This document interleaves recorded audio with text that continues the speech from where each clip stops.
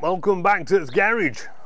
Thank you for joining us again today. You'll see it's a bright sunny day here in Berta. It was minus many last night. It was lit the fire, but right at the moment it was quite warm. And Jip's been mooching about, being all jippy, and I've been fettling about with this sort of thing. Actually, I did this yesterday and I didn't record it for a couple of reasons. One, because I didn't know how big of a job it was, and two, because the weather wasn't quite as balmily delightful as it was today. Now, I will have to tell you that probably for a myriad of sort of different reasons, but this took me about 9 hours yesterday, which was far too long. And I'm recording this video after the fact because there were a number of things that I discovered in the process of doing this job, which would have been much easier or much helped or much less stress if I'd have found the information that I wanted in one place. And the information that I couldn't find was the wiring on the back of the headlamp unit, and I'll go into more detail in that later, and I'll show you exactly what you need to tap into and where and why. But basically the difficulty I had was that on the tinterwebs, the information that I could find out was largely related to the facelift between the 03 and the 06 or 09 or whatever, you know, to retrofit these new headlight units. And apparently on the earlier models you had an 8-pin plug, and on these you've got a 16-pin plug. Now you can put 8 wires into 16, but you've obviously got 8 missing somewhere along the line, so there's 8 wires that this has that the other one doesn't for some reason or other. And I'm trying to make sense of those crossover diagrams didn't really help because well, it just didn't, and nobody had stipulated exactly which wire was the side light wire on this particular unit. There was a lot of information on which was the side light wire on the older, and then crossing over to this, and you sort of had to piece it together from that. And then the other problem was that they'd used shorthand colour codes instead of actually giving you the colour of the wire. So I did find out that the colour I needed was RU, but seeing as that didn't really give me a lot of information, and manufacturers' colour codes differ from one manufacturer to another, it took me quite a bit of information to find out what that was. For future reference, it's red with a blue tracer.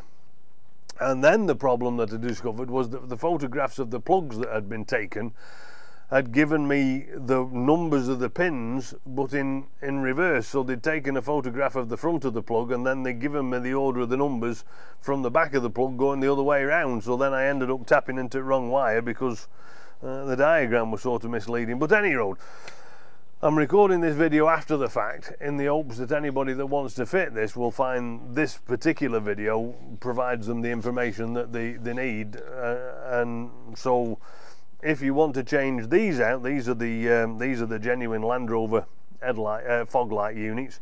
If you want to change these incandescent sort of halogen units out for these fancy chaps that PowerfulUK provides, this is FOG 923-RNG, as you can see here, and they're actually very good lights, so I was quite impressed.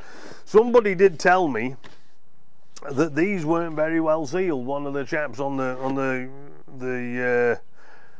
Facebook groups told me that these weren't very well sealed in terms of getting condensation and stuff in. So I did pay particular attention to the light unit when I got it out, and I just checked all around this seal here, and you can see mine spread, but all around this seal, and then the back seal where there is no bulb obviously, so this doesn't come out, but all of the plugs that go into these have these sorts of connections on it. I can't remember what they're called, but they've all got these rubberized protections. And the fog light that I've got, these FOG 923s have a halo ring around the outside, and so you have to find another feed, which is why I'm telling you about the headlight units, because that's where I got the feed from.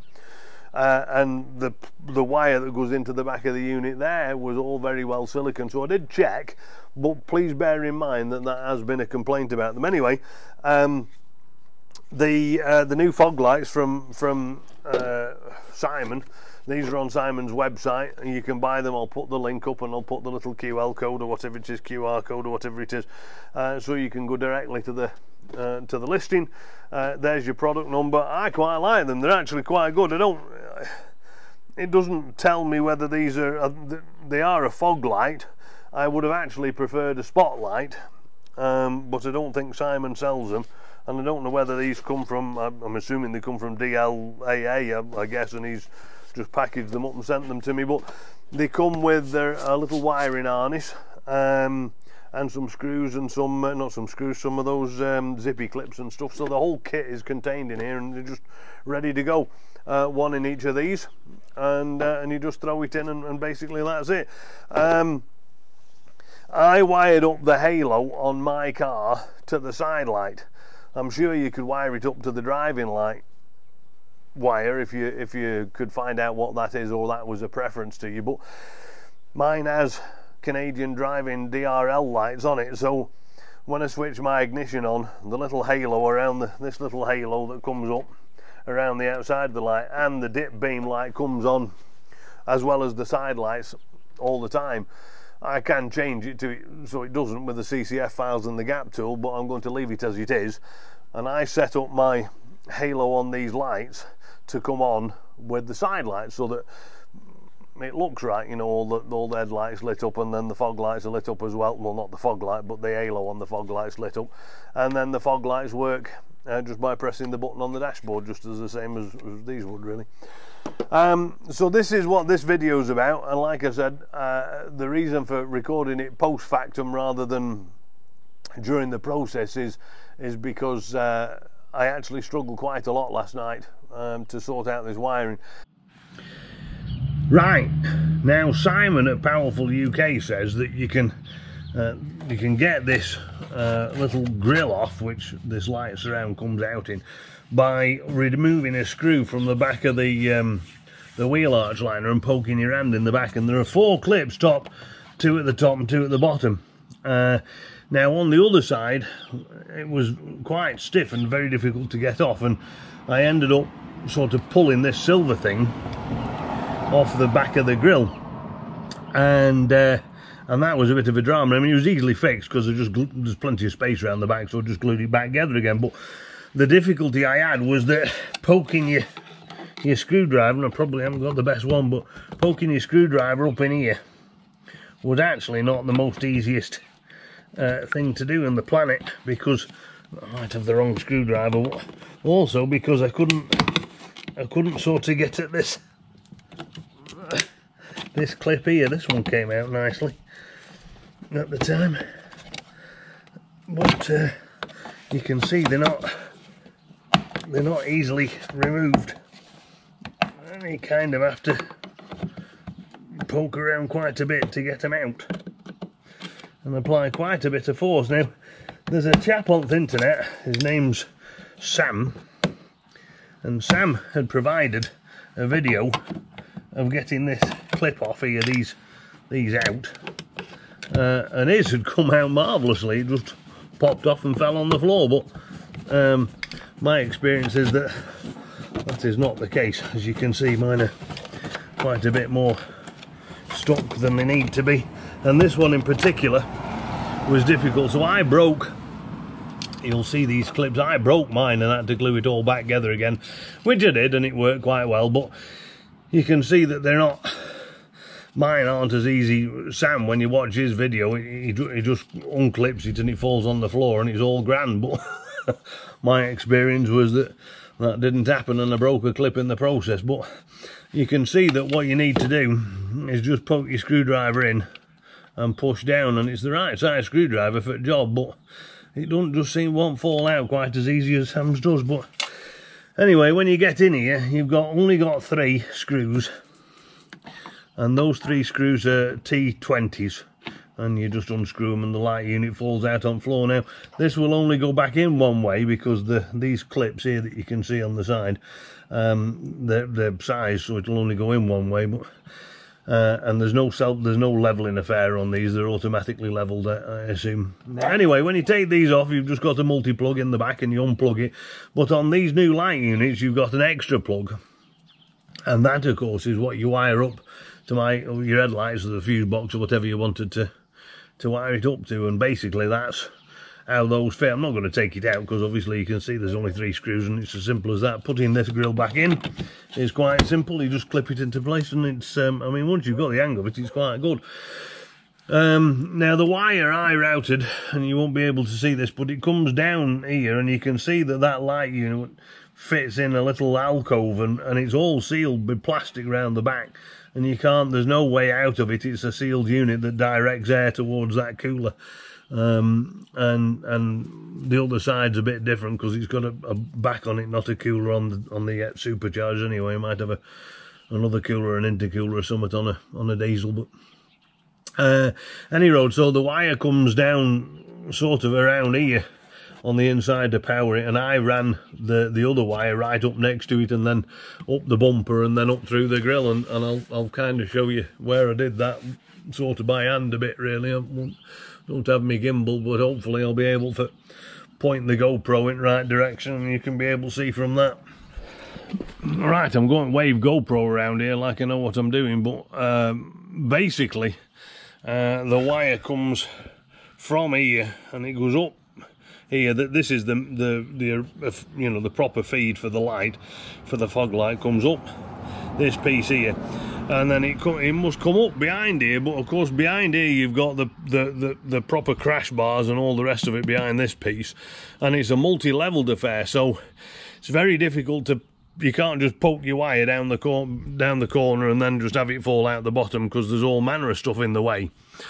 And so what I did in the end was I managed to get it through down the side of the light, and then there's a natural hole between here and sort of this space here, the back of the grill, and you can poke it through there without it sort of rubbing or chafing on anything. It isn't fastened down, which is one of the downsides, and I don't really like that. But then you can't see, but when you get down into this corner here, there is a little hole where the bolts for the actual crash bar part of the bumper fasten to the front of the, I don't know, whatever it is behind there, presumably. And you can kind of poke the wire down through there. Now I had to use a piece of a coat hanger, you could use one of those proper things for routing wires in a tape, for routing wires in house or whatever. And then I managed to finagle it down here and then through into the back.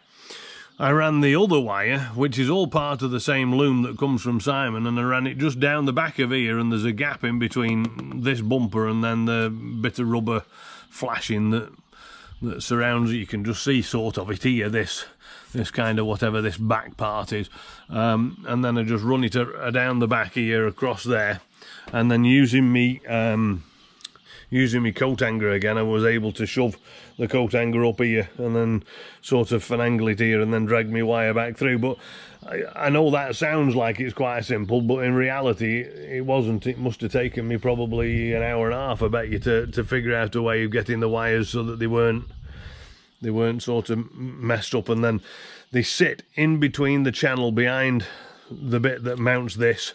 There's like some feet, and then there's some clamps to which this mounts, and behind those clamps and in between this surrounding here, which runs up along the front of the grill, there's a tiny little gap, and I managed to shove the wire down in that gap. But basically that's the story. You can't see much from the front, and that's part of the intention, but there isn't actually anywhere else to run it. If you look in there, you'll see that it's whatever kind of inner kind of backing there is behind these light units, it's all sealed, and it's sealed away from everything else, so you can't really get into it from any other way, which is a bit of a pain. But there you go. All right, now here's the problem.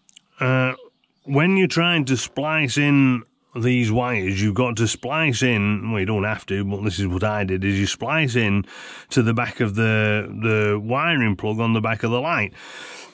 Now, the reason that I've done that is because, actually, I can't find the feed for this light unit, this wire here. I mean, I'm assuming it comes down the front of the car somewhere, but I couldn't find it, and I didn't want to peel back too much of the insulation tape, so I decided to splice into this plug here. Now, I've done a soldered sort of joint on mine and surrounded it with heat wrap, and I'm not going to show you how I've done it, obviously, but I will show you how the plug wires go, because that's the most that's actually the most challenging part, is to try and find the right wire. And the reason for that is because when the power goes into the light module, there must be some sort of a module inside the light that provides power back into wherever it goes, into these wires. So the problem is that when you measure it with a multimeter, at least when I measured it with a multimeter, you don't actually get any kind of figure on the plug itself. So you measure it and you only get microvolts, which doesn't help you very much when you try to turn the lights on. Obviously, you only get microvolts, so that doesn't really tell you what's what, if you see what I mean. I'm going to try and do this. Now, one of the problems you'll face is that this box here, this air filter box, I had to take that completely out of the car so I had enough room to get my hands in to do some manipulation. And the other side's a little better. If you wanted to take that side off, I suppose you could pull your feed from there. But anyway, there's a little clip, as you can see, just outside plug unit here, and then you depress that, and then you can pull the whole lot out. Now, I'm going to show you as best I can how these numbers work. So the start, when you see the photographs of them on the internet, they look awfully like you see in front of them, but they're not, and they're numbered from the back. So this black one here, this is number 1. I don't know if you can see that. It's going to be quite difficult for me to really show you, but this black one here is number 1, and then going across this way, you've got number 1, number 2, number 3, and then when you come back here, you start number 4, number 5, number 6, number 7, number 8, and then this one here is number 9, number 10, number 11, number 12, and so on. And the one you want is this one here. It's number 4, pin number 4, but it's not pin number 4 from the front.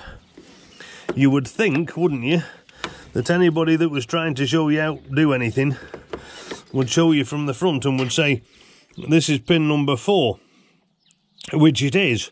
But when they number them, you would think 1, 2, 3, 4, 5, 6, 7, and so on, but it isn't. It's back to front. It's 1, 2, 3, 4 is here, 5, and so on and so forth. So I actually cut into this one here. I spliced this one here first. Now, curiously enough, that's a permanent live, so if you ever needed a permanent live, that's where you find it. But you want this one here. It's number 4, and the colour is, you can't see here because of my that's my heat shrink, but it's actually blue and red. And when you see, well, actually it's red with a blue tracer, so I suppose it's RU anyway. When you see them on the internet, you will often get the short codes, and the short code I got was RU, and it took me quite some time to try and figure out what colour that was, because not all manufacturers' colour codes are the same. When I cut into t'other side, and I can't just remember what t'other side colour was, I think it was green and blue or something like that, but whatever it was, yeah, red and green. So when I cut into red and green one, or was it red? No, I cut into that one there. You can see the thing on it. That was red and blue as well. So they are anyway. So that was part of difficulty. So the pin you want, and I'll flash this up on screen. The pin you want, or the wire you want, is red with a blue tracer, and it comes out of position number 4, which is red from the back of the plug. This side, not this side. Anyway, because it's very difficult to get out, there's no space in this wire here to pull it out of the way, so I had to pull out filter box and then bugger about in here. But now the next problem you're going to have, I'll just pop this back on. Now the next problem that you're going to have is that this wire, which you see here, this wire, boop, boop, this is actually the wire that comes with the kit from Simon. But when getting this wire routed towards the fog lights is almost impossible.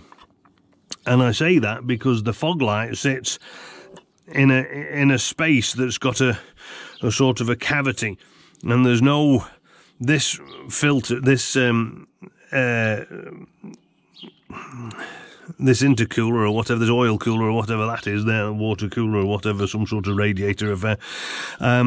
This hole, you can see here, if I'm showing you fairly clearly enough, this hole here actually does proceed into the part, but into the cavity that you need.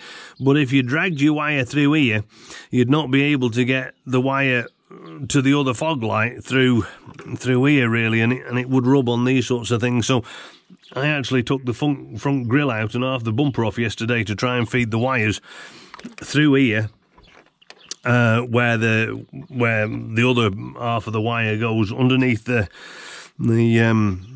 expansion tank, and then through the front of the grille, in front of the radiator, behind the bumper, and then down the other side. But I'll show you more about that in a second. The reason I mention this is because fitting this wire is kind of trickier.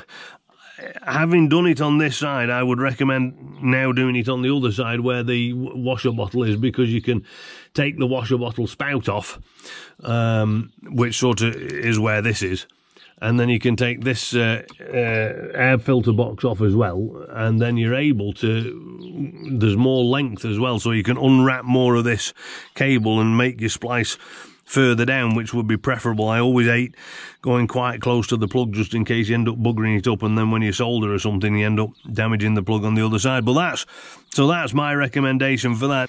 You can see that that bundle of wires that goes into the back of the headlight unit, it has the same colours on it, and of course they're the same wires, and you can see that cable, or maybe you can see that cable is a lot longer than it is on the other side. And if you take this screen wash bottle hose out of the way, and then you take, and I'll put this down here, but if you take this out of the way, and you take this out of the way as well, and this just pulls out of here forwards, and then there's another spot where it fastens underneath here. If you pull that all the way out of the way, this would have been a much better side to do it, because you've got more space to get at that cable. So if you are planning to do what I did, that would be your way forwards. And there's a wire come loose there, look, I've just not noticed. Anyway, so that's the I would say that's the best side to attack the job at, if you see what I mean. And you can see where the wires and the wire bundle is now, how much longer that is. Part of the difficulty on the other side is about where you've got 10 inches of free wire there. I bet you've only got perhaps 6 inches on the other side at the most, and of course you've only got a certain amount of movement in that. So basically that's as simple as it is.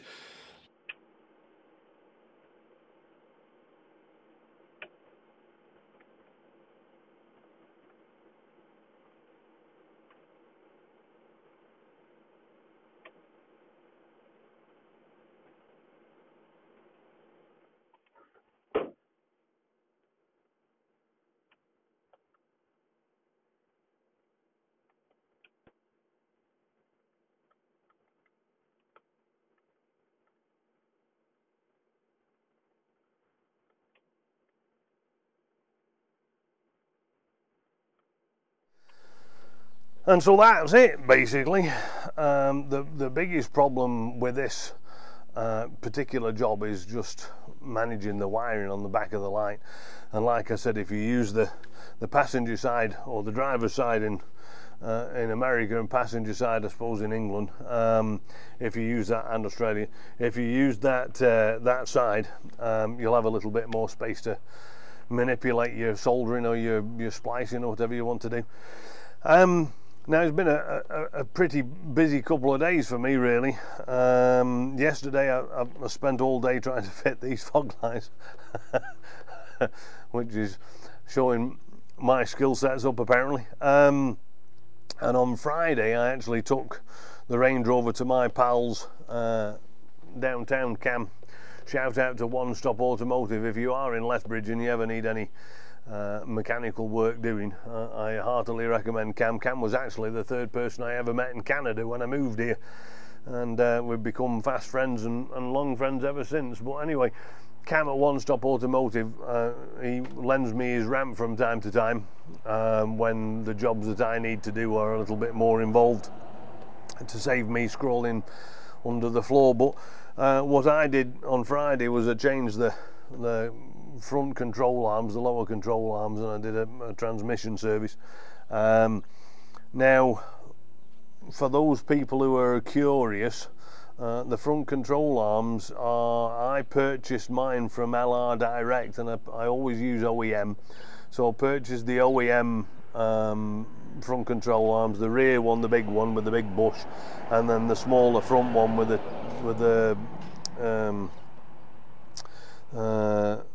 the little pimple on it to support the suspension arm height, the airbag ride height sensor, and I did that on both sides. Now, according to the book, Land Rover, I think, at least according to what Cam's computer said, they wanted 1.5 hours for the front control arm and then half an hour for the rear control arm on each side, and that's 2 hours each side, so that's 4 hours in total. Now, I did both sides in under an hour, front and back control arms, and I'm not quite sure why they've put 4 hours down, because it doesn't take 4 hours down. But what I am going to tell you is this: there's a trick that might help you.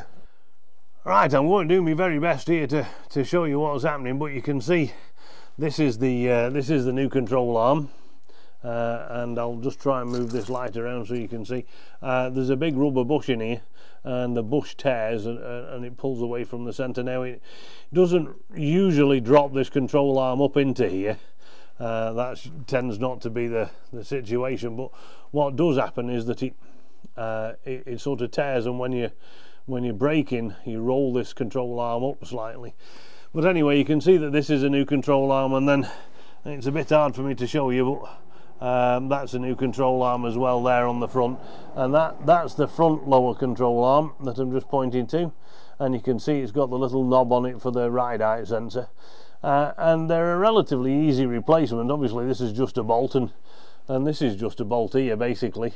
The more complex part is these ball joints at the lower end. Now, this back one, or the front one, is quite easy to replace, because it comes as part of that lower control arm, and it's all, you just shove it up in the hole and away you go. But this is the bit that I was trying to tell you about, that allows that you move, you remove this ball joint here. It's fastened into this bottom part of the hub, the back of the hub here, and there's just 2 screws, this one at the front, this one at the back, and then the one at the front. Now, if you pull the bolt out at the other end and remove the big rubber bush, then you're going to have some play on this bar here. And what I did was I just undid these nuts, and I gave this a tap with the air chisel, just to get it spinning. Put some jockum into there, if you can see just that bit of a gap. Not sure if I can just get the gimbal to show you, but there's a bit of a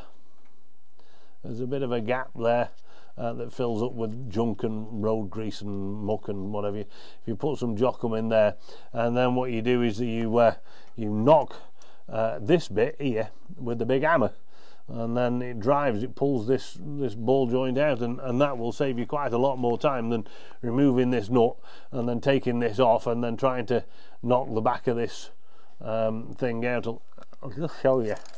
You can see there he's just spitting his pokey thing out. You can see how it what happens is that most people try to bash that out, but you're risking damaging that the CV boot and some other things, and so it's just easier if you drive it out, like I mentioned, by basically driving it in that control arm. There's a nice big flat spot for you to bash it, and away you go. And basically, I have got to take it tomorrow for an alignment, because of course as soon as you do the lower control arms, the vehicle sort of needs an alignment, and it has, just looking at it briefly, it does look like it's towing out a little bit, I would say, just by the rack of eye. But I'll take it to a guy downtown that does the preloaded alignments, and then that's that. So I did that, and then I also did the transmission service. Now tomorrow, if I get a chance, I shall bug cam again. Actually on Thursday I'll bug cam, because he's closed on Monday. I'll bug cam again, and I'll take it and drop the rear and front diff oils, because those I just didn't get time to get through. The other thing that I did, and I'll perhaps show you a short video of this, the other thing that I did while I was at his shop was I took out the wiper cowl, which is this bit here. And I took this out because I was getting that lovely sound that you get from the wiper cowls when this cement that's behind it has been removed. I really wanted to try the new Nokian Outpost ATs, because I've been a big fan of Nokian for, you can just hear that reading on the wiper cowl now. I've sped up to sort of 80 kilometres, 80 miles an hour. Removed. Now the chap that fitted my battery for me, do you remember I was telling you the story? I got stuck in Calgary, bought it from the auction house, and they'd plugged the battery in overnight for me and left it on flat out, and of course it had boiled the battery dry and killed it. Now I had ordered a battery down here that I was going to replace it, but the thing was smoking, so I had to get it fixed in Calgary, and I didn't. There's a couple of tools that I didn't carry with me, so a friend of mine said he'd got a chap that would do it there and then for me, and he did, very kindly. But what he did was and it is the correct way to do it, or at least it is one way to do it, is you can pull this wiper cowl, lift it up, and then take the battery in and out that way. Or you can take this assembly, it's hard to see, but you can take this assembly, a little small bundle of wires and some control boxes here. But when you strip this off here, what you end up doing is you end up pulling the mastic off the back of the thing, and he'd broken 2 of the clips in the back. And so I'd got flutter on that front cowl, and it was driving me nuts. So anyway, the other day at Cams, I stripped it and pulled it all out and refitted it. But I did struggle quite a lot taking that wiper blade off. I did have a pulley, and I did hit it very hard with an hammer, and it still didn't want to come off. So struggled with that for a bit. But anyway, that's one of the ways to get that to reset, is to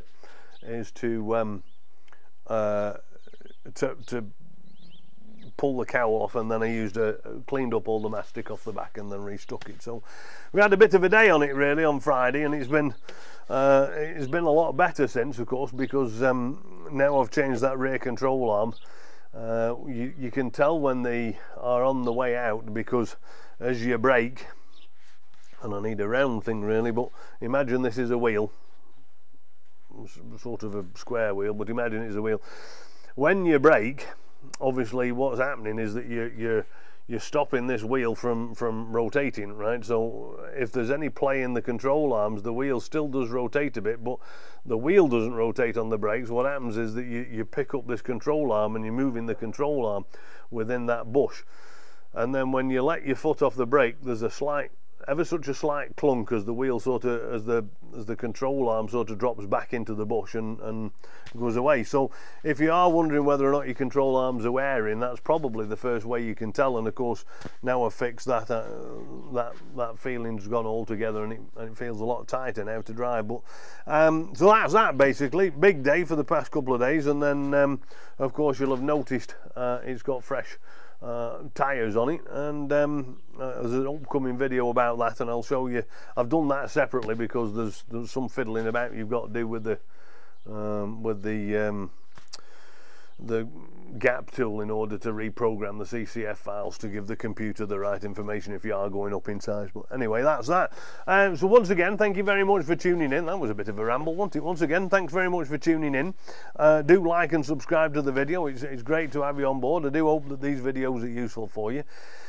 Again, if there's any sort of content that you'd like me to feature, or any sort of thing that you want me to look at, then please let me know, and we'll get around to doing a video as soon as I can. Otherwise, we've got the roof rack coming up, haven't we, and a couple of other bits and bobs. The tyre video will be posted separately, and that's that basically. So thank you very much. See you next time.